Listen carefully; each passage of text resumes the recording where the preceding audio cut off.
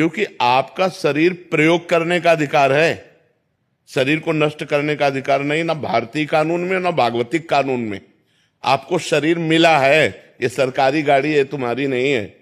इससे परमार्थ की यात्रा करके भगवत प्राप्ति कर लो या बुरे आचरण करके नरक प्राप्त कर लो, इसके लिए तुम स्वतंत्र हो, लेकिन इसको नष्ट नहीं कर सकते। अगर इसे नष्ट करने की चेष्टा की तो भारतीय कानून भी तुम्हें बंदी बना लेगा, और सरकारी जो भागवतिक कानून है वो तो तुम्हारी दुर्गति हो ही जाएगी। आत्महनन गति जाए, आत्म में बहुत बड़ा पाप है, ऐसे नहीं करना चाहिए। ये शरीर मिला है, दुख सुख भोग करके भगवान की प्राप्ति करो, नाम जप करो, जो प्रारब्धानुसार शुभ अशुभ कर्मों का फल आवे उसे भगवान का कृपा प्रसाद मान के भोग लो, और जीवन को भगवान की इच्छा से पूर्ण करो।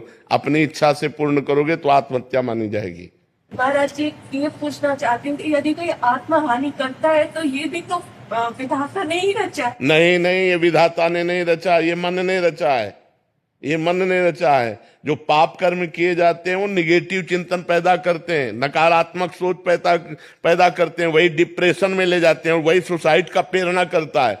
आप गुप्त रूप से पाप करते रहो, आपका मन ही आपको दंड देगा, आपका मन ही बोलेगा फांसी लगा लो, आपका मन ही कहेगा गोली मार लो, आपका मन ही कहेगा जहर खा लो, आपका मन ही कहेगा रेल की पटरी में लेट जाओ, क्योंकि तुमने पाप कर्म किया। पाप कर्म के कारण तुम्हारी आयु क्षीण हो गई और वो अधोगति को प्राप्त हो रहा है। यह भागवतिक विधान नहीं होता, अकाल मृत्यु भागवतिक विधान नहीं होता, आत्मा भागवतिक विधान नहीं होता। ये हमारे कर्मों का विशेष फल होता है।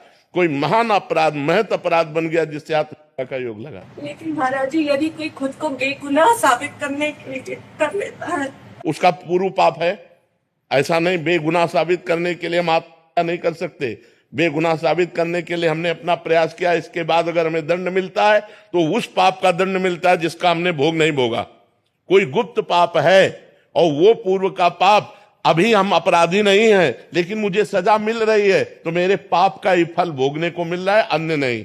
मुझे चाहिए आत्महत्या ना करके उस दंड को स्वीकार करके हम भोग लें, चाहे भले फांसी क्यों ना मिले, तो हमारा पूर्व का सारा पाप नष्ट हो जाएगा, हमें भगवान की कृपा प्राप्त होगी। हमें आत्महत्या करने का अधिकार कदापि नहीं, किसी भी परिस्थिति में नहीं है।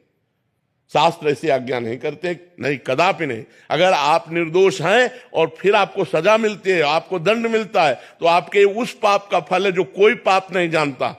आपने वो पाप किया और कोई जानता नहीं, उसकी कोई प्रायश्चित नहीं, उसकी कोई सजा नहीं, वो पाप आकर के आपको यहां निर्दोष स्थिति में दंड प्रदान कर रहा है।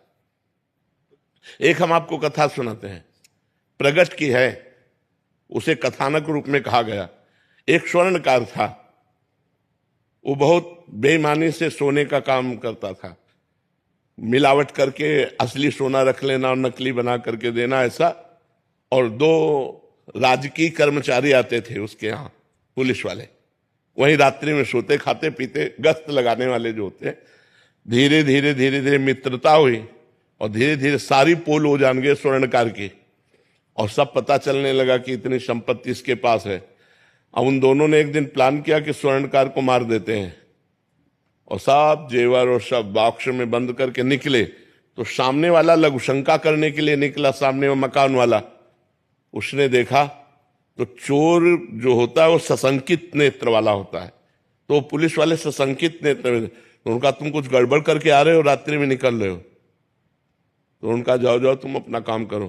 तो वो बोले नहीं, हम हल्ला मचा देंगे। तो उनका सुनो, कुछ साझेदार बन जाओ, हम तुम्हें दे देंगे, लेकिन तुम चुप रहो। बोले हम बेईमान आदमी नहीं है, हम ईमानदार आदमी हैं। और वो लड़ गया। जब लड़ गया तो उनको केस बनाने में देर न लगी, वो बक्सा उसके पास रख दिया और तुरंत हल्ला मचा दिया और कहा इसने स्वर्णकार को मारा है, स्वर्ण लिए जा रहा था, मैंने गिरफ्तार किया। पूरा का पूरा केस उसके ऊपर आ गया। अब उसको बंदी बना लिया गया। गवाही पुलिस वाले कि इसको हमने घर से निकलते देखा है और ये बॉक्स उसकी चोरी का है और इसने स्वर्णकार को मार दिया, और केस पुलिस वालों ने किया था और ठोक दिया सामने वाले के। अब जब जज के सामने पेश किया गया तो सारी साक्षी उसी के खिलाफ थे जो सत्य आदमी था। तो उसने रो के कहा जज से कि आप जो सजा देंगे वो तो भोगना ही पड़ेगा, क्योंकि साक्ष्य हमारे खिलाफ है, लेकिन मैं हृदय से कहता हूं मैंने पाप नहीं किया, ना मैंने उसे मारा है, ना मैंने चोरी की है, मैंने ऐसा ऐसा बोला तो मुझे फंसा दिया गया। तो जज के अंदर भगवान बैठे। उन्होंने कहा कि ठीक है, हम इसे और खींचते हैं, तारीखें और दी। और एक दिन एक आदमी जो ऐसे ही फुटपाथ में मर गया था, उसके साथ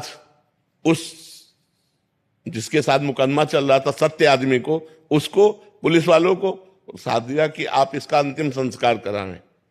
जब अंतिम संस्कार करने के लिए गए तो एकांत में कहा कि देखा, कह रहा था हमारी बात मान जाते तो कुछ हिस्सेदार बन जाते और आराम से मौज लेते। हमारी बात नहीं मानी ना, फंस गया ना, अब फांसी होगी तेरे को। और उनके जो सत्य आदमी था, उसके पास वो वीडियो बनाने वाला कैमरा लगा दिया गया था। जज ने सफाई के लिए जब वो गया, पूरा वीडियो सहित पेश किया, तो सत्य आदमी तो निर्दोष था ही। तब जज से उसने कहा कि जब मैं निर्दोष हूं, आज आप जान गए, तो मुझे सालों से पैसा खर्चा करना पड़ा, इतना परेशान रहा, इतना मुझे दुख मिला, ऐसा क्यों? क्योंकि मैं निर्दोष हूं, अब तो जान गए हो ना आप। तो जज ने कहा, सत्य बताना, इस जन्म में तुमने कोई ऐसा पाप किया है जिसकी सजा ना मिली हो और जिसका प्रायश्चित न किया हो? उसी का दंड आपको यहां निर्दोष होने पर प्राप्त हो रहा है, आप सत्य बताना। तो उसने अपनी घटना बताई। तो वो मृत्यु दंड इधर आकर के उसको फंसाकर इतना दंड दे रहा था। तो ये बात समझ लो कि जो पाप आप लोग भ्रूण हत्या करते हैं, गर्भ हत्या करते हैं, इसका प्रायश्चित करते हैं, और जब इनका परिणाम आता है तो बोले हम निर्दोष थे। जो आप पाप करोगे उसका दंड भोगना पड़ेगा, आज नहीं तो कल, और ऐसी जगह भोगना पड़ेगा जहां आपने पाप नहीं किया। हम मानते हैं 100% आप सत्य हो, लेकिन आपका पूर्व का वो गुप्त पाप आपकी ऐसी तैसी कर देगा। इसलिए डरो, पाप कर्मों से डरो। अगर हमसे कोई पाप कर्म नहीं होंगे तो हमारी कोई समस्या नहीं होगी। अवश्य में भोक्तव्यम कर्तम कर्म शुभाशुभम, शुभ और अशुभ कर्म अवश्य भोगने होते, चाहे कोई भी हो, चाहे संत महात्मा ही क्यों ना हो, बड़े बड़ों को भोगना पड़ता।